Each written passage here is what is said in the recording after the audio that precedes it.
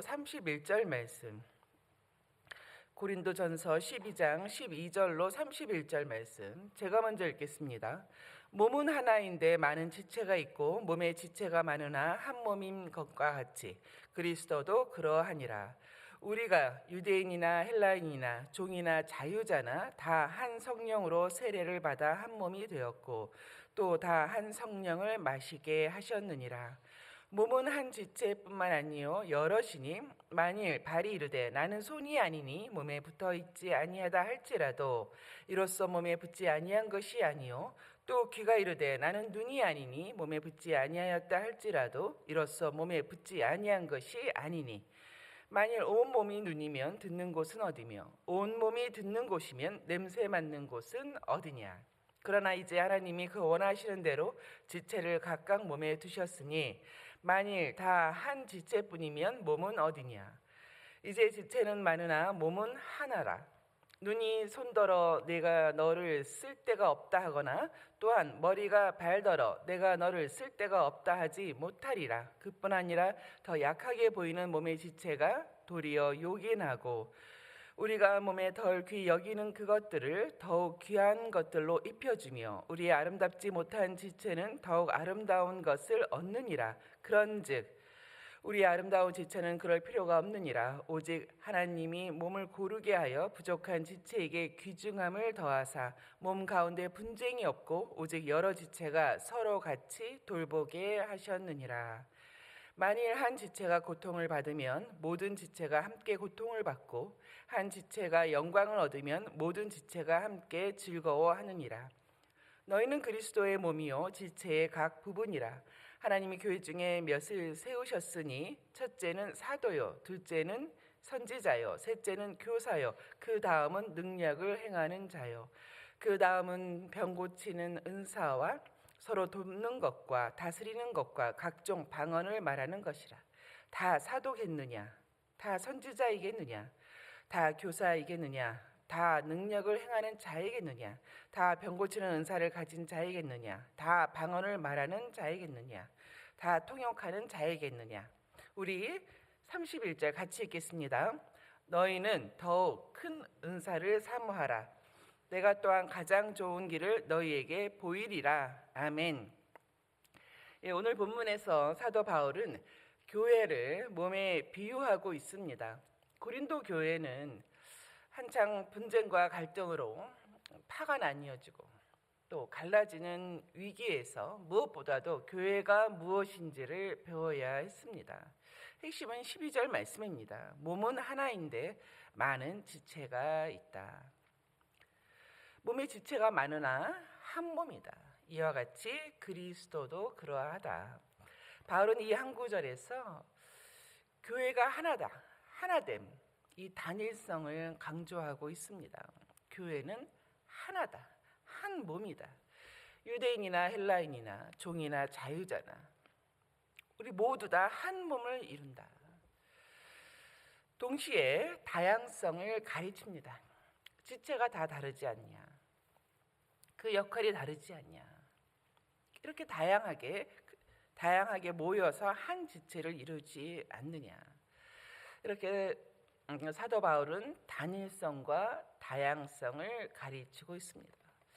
우리가 교회가 무엇인가, 교회론이죠. 교회가 무엇인가를 가르치고 또 배우고 알아갈 때 여러 가지 비유로 알 수가 있습니다. 다양한 비유로 알 수가 있는데요. 그러나 한편 모래 무더기와 같은 것에는 비유될 수가 없죠. 모래는 어떻습니까? 손가락으로 다 빠져나가지 않습니까? 아무리 손으로 쥐어도 다 빠져나가는 그러한 모래 한 줌, 이런 모래더미는 하나됨, 이 관계됨을 형성하지 못합니다. 그런 의미에서 교회의 하나됨, 또 이런 단일성을 비유할 때에 몸은 아주 적절한 것 같습니다. 몸, 우리 얼굴만 하더라도 눈이 있고 코가 있고 입도 있고 귀도 있지 않습니까? 또 생각하고 판단하고 하는 아주 귀중한 뇌가 있죠. 그러나 뇌는 아니지만 그 뇌를 보호하는 이 머리, 뼈도 있어야 됩니다. 뭐 하나 없어도 되는 것이 없죠. 또 보이지 않는 내부 장기는 어떻습니까? 다 있어야죠. 심장이 있고 허파가 있고 신장이 있고 뭐 간도 있고 다 있어야 되는 것입니다. 모두 다 다르게 생겼습니다. 어쩌면 각각의 그 지체들이 우리가 보기에는 다른 지향성을 갖고 있다고 생각할 수도 있습니다. 기능이 다 다릅니다. 그러나 우리는 이것을 하나의 몸이라고 합니다. 하나의 몸을 이루기 위해서는 다 다른 다양한 기능들이 역할들이 필요하다. 당시 고린도 교회도 그랬고 지금도 그렇습니다. 교회만큼 다양한 사람들이 모인 공동체가 있을까요? 저도 교회를 제어하고 나면 교회가 아닌 곳을 생각할 때는 다 특별한 목적이라든가 특별한 어떤 그 취미라든가 지향점을 갖고 있는 사람들의 모임밖에 없습니다.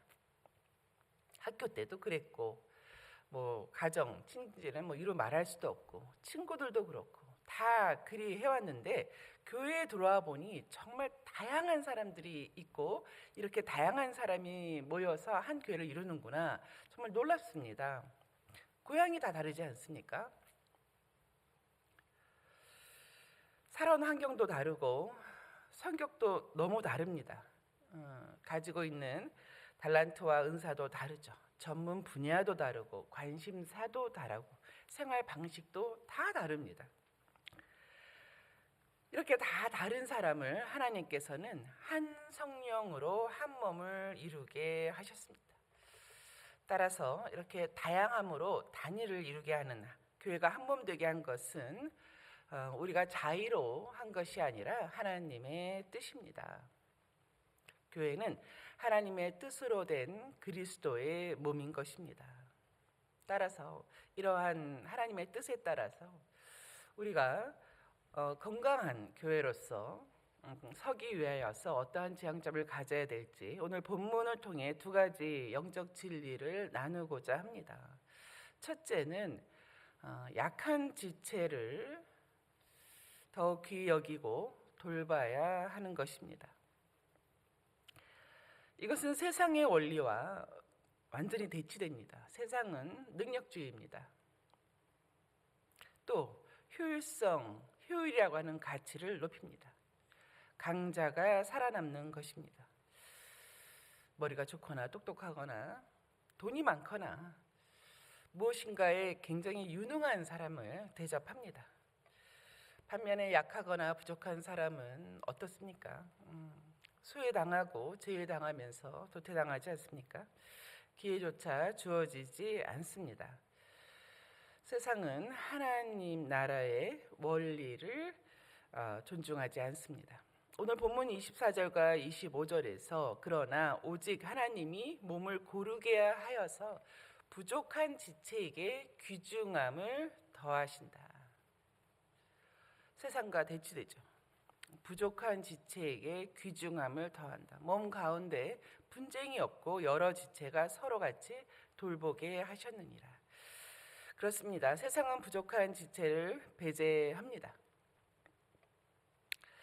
그러나 하나님께서는 귀중함을 더하셔서 고르게 하십니다. 분쟁이 없고 서로 돌보게 하셨습니다. 만약에 여러분 가운데 저도 그렇고 참 부족함이 많다 라고 생각이 되시는 분은 귀중함을 더하시는 하나님의 은혜를 더욱 구해야 할 것입니다. 하나님과 사람에게 사랑받는 지체가 되도록 믿음으로 굳건히 서서 다른 지체에게 힘이 될 수 있도록 그렇게 구해야 하는 것입니다. 하나님께서는 반드시 이 부족한 지체, 약해 보이는 지체에게 은혜를 주셔서 귀중함을 더하십니다. 우리 이런 예화를 생각해 볼 수 있습니다. 만약에 우리 흔히 있는 일인데요. 발에 가시가 박혔다고 한번 상상을 해보죠. 가시는 눈에 보이지 않습니다. 그러나 발은 그 기능을 다할 수 없는 부족한 상태에 이릅니다. 그런데 그 가시 하나가 발바닥에 박히는 순간 우리의 몸이 정지되지 않습니까? 비상이 걸립니다. 눈은 그 가시가 어디 있는가 찾으려고 면밀히 살피고 또 허리를 숙여서 발을 붙잡고 어디에 가시가 박혀 있는지 또 찾으려고 하고, 또 손은 그 가시를 빼내기 위해서 아주 정밀하게 움직여야 됩니다. 가시가 박혀 기능을 못하게 된 것은 발바닥인데, 몸의 다른 지체인 눈과 허리와 손이 수고를 더하는 것이죠. 사랑의 수고를 더하는 것입니다. 그리하여서 이 부족한 발이 귀중함을 더 얻지 않습니까? 그렇습니다. 우리에게는 언제나 부족한 지체가 있을 수 있습니다. 왜냐하면 여러 가지 이유가 있을 수 있지만 이 땅에 세워진 교회는 늘 공격받기 때문입니다. 다칩니다. 멍이 들고 부딪히죠. 또한 이 땅의 교회로서의 그 하나님의 세우신 뜻을 이루기 위하여 우리가 모든 수고를 다하고 모든 인내를 다하고 그렇게 해나갈 때에 왜 우리가 아무렇지도 않게 멀쩡하게만 있을 수 있습니까? 다칩니다. 상합니다. 오늘 말씀 26절에서 만일 한 지체가 고통을 당하면 모든 지체가 함께 고통을 받는다. 또 한 지체가 영광을 얻으면 모든 지체가 함께 즐거워한다. 이렇게 우리는 한 몸이다. 그리스도의 몸이고 지체의 각 부분이다.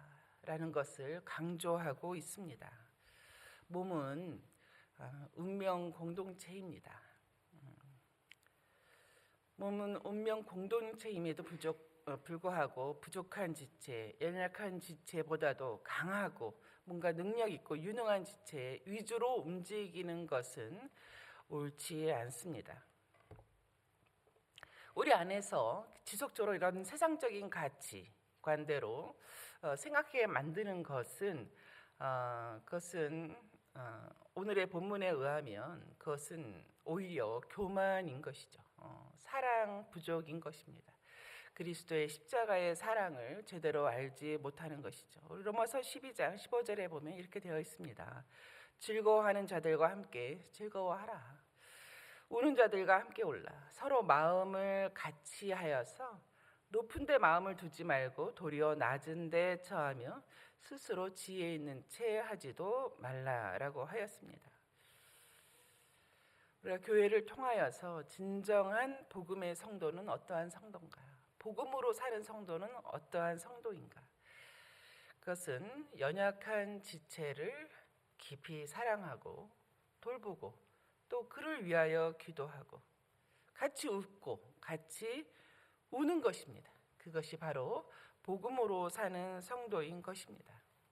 서로를 바라볼 때 어떤 사람이 어리석습니까? 그것은 나의 기준을 잣대로 해서 상대를 바라보는 사람이 어리석은 것이죠. 오히려 저 자매와 저 형제를 위하여 우리 주께서 십자가에서 피를 흘리신 것이다. 저 부족한 지체, 연약한 지체를 위하여 예수께서 십자가에서 그 피를 흘리시고 생명을 주신 것이다. 저 지체는 귀한 주체이다. 내가 돌봐야 할 지체이다. 내가 사랑할 지체이다. 이렇게 복음의 안경을 써야 하는 것입니다. 두 번째로는 교회는 거룩한 질서를 따라야 합니다. 다양한 직분이 있지 않습니까? 또 은사는 얼마나 다양합니까? 그런 속에서 거룩한 질서를 지키는 교회가 되어야 건강하게 성장합니다. 18절에 보면 하나님께서 교회에 주신 다양한 직분과 은사들이 있습니다. 교사도 있고 집사님들도 계시고 능력 행하는 자, 병 고치는 자, 서로 돕는 자 여러 은사들이 나옵니다. 직분도 나옵니다. 우리가 여기서 주목해야 할 것은 이러한 직분과 은사들을 한 사람에게, 한 몇몇 그룹에게 주시지 않았다는 것입니다. 거의 각 사람에게 다른 직분과 은사를 주신 것이죠. 결코 몇몇의 특정 그룹, 아무리 교회의 리더십이라고 해도 리더십이 이런 모든 직분과 모든 은사를 다 받지는 않았습니다. 그러니 사도 바울이 이제 반문하는 것이죠. 다 사도이냐? 다 선지자냐? 다 교사냐? 다 능력을 행하는 자냐? 아니다라는 것입니다. 성도들은 직분과 은사가 각각 다르게 주셨다. 한 성령이 다르게 그 역할과 기능을 할 수 있도록 주셨다는 것입니다. 만약에 우리가 다 같은 은사를 받았다고 하면 그것이 어떻게 몸이 되겠습니까? 우리가 모두 다 똑같이 눈이면 어떻게 소리를 듣고, 우리가 다 귀면 어떻게 냄새를 맡냐는 것이죠. 똑같은 은사를 가질 수도 없고 가져서도 안 된다는 것이죠. 우리는 서로가 모두 다 필요합니다. 있어야 하는 것입니다. 이 거룩함이라고 하는 것은 모두가 똑같은 모양을 갖는 데 있지 않습니다. 다만 하나님께서 나에게 주신 은사와 직분의 경계를 넘어서지 않도록 나를 절제하고 동시에 타인에게 주신 은사를 존중하며 그 은사대로 교회를 섬겨갈 수 있도록 돕는 것이죠. 이렇게 하나님이 세우신 질서에 순종할 때에 교회의 거룩함이 지켜지는 것입니다. 그럼에도 불구하고 직분으로나 은사로나 시기하거나 질투하거나 혹은 무시하거나 모두 다 교만입니다. 이러한 교만은 교회의 거룩함을 무너뜨리죠. 무질서, 분쟁이 찾아옵니다. 우리 하나님께서는 반드시 부족함에는 귀중함을 덧입히십니다. 은혜를 더하시죠. 그러나 이러한 어리석음과 교만은 매로 다스리시지 않습니까? 만약에 이런 예화를 한번 또 생각해 볼 수 있습니다. 우리가 이렇게 음악을 연주하죠. 오케스트라가 음악을 이렇게 연주할 때가 있습니다. 그럴 때에 그 연주자의 눈길이 많이 가는 그런 부분들이 있는데요. 그것 중에 하나는 바이올린 중에서도 제2 바이올린이라고 합니다. 제2 바이올린. 그러니까 누구든지 다 제1 바이올린자가 되기를 원하지 않습니까? 제1 바이올린, 수석 부지자라고도 말을 하는데요. 그렇게 되려고 하는 사람은 많은 것이죠.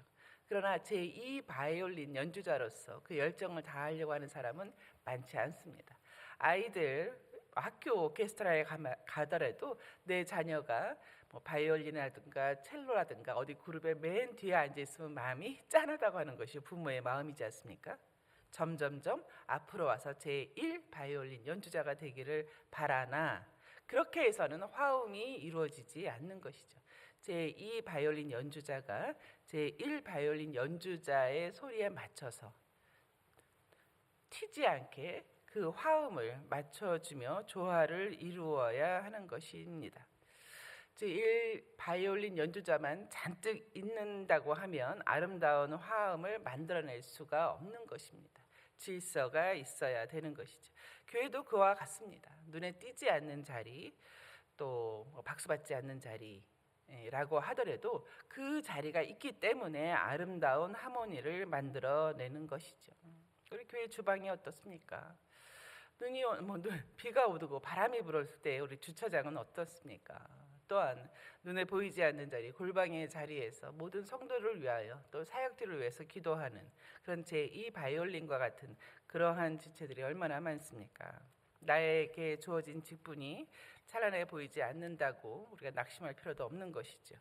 또 내 직분이 남들보다 우월해 보인다고 교만한 것, 이것이야말로 어리석은 것입니다. 하나님이 세우신 거룩한 질서 속에서 나에게 주신 자리에서 나의 경계를 지키며 최선을 다하고 충성할 때에 우리 교회가 세상과 구별된 거룩한 공동체가 되는 것입니다. 그렇습니다. 말씀을 맺겠습니다. 나 혼자서는 온전한 몸이 될 수 없습니다. 한 지체가 온전한 몸을 이룰 수 없습니다.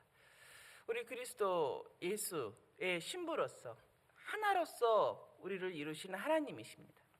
각각이 그리스도의 신부가 아니라 전체가 그리스도의 신부를 이루는 것이죠. 그것이 주님께 큰 기쁨이 되는 것입니다. 오늘 본문 같이 읽으신 본문 마지막 절 31절에는 너희는 더 큰 은사를 사모하라. 더 큰 은사를 사모해라. 그리고 가장 좋은 길을 내가 너희에게 보이겠다. 너희가 이제까지 사모하지 않고 또한 가장 좋은 길이 무엇인지를 알지 못하였으나 이제는 알게 하리라 한 것이 늘 본문이죠. 가장 좋은 은사, 또 가장 좋은 길은 사랑을 더하는 것입니다. 사랑으로 충만해지는 것입니다. 우리의 각 지체는 사랑으로 충만함을 입어야 합니다. 눈이든 그것이 귀이든 코이든 손이든 발이든 각 지체가 사랑으로 충만할 때에 교회, 그리스도의 몸은 온전함을 이루는 것입니다. 그렇습니다. 우리 오늘 하루를 살아갈 때도 내가 교회의 한 지체로 있을 때 내가 사랑 충만한가? 내가 사랑이 충만하여서 다른 지체를 그리스도의 눈으로 보고 있는가? 그들의 잘됨이 나의 기쁨이 되도록 그렇게 생활하고 있는가, 살고 있는가? 이러한 복음의 사람으로서, 십자가의 복음의 사람으로서 살아가는 저와 여러분 되시기를 주 이름으로 축원합니다. 우리 아까 처음 불렀던 찬송가, 새 찬송가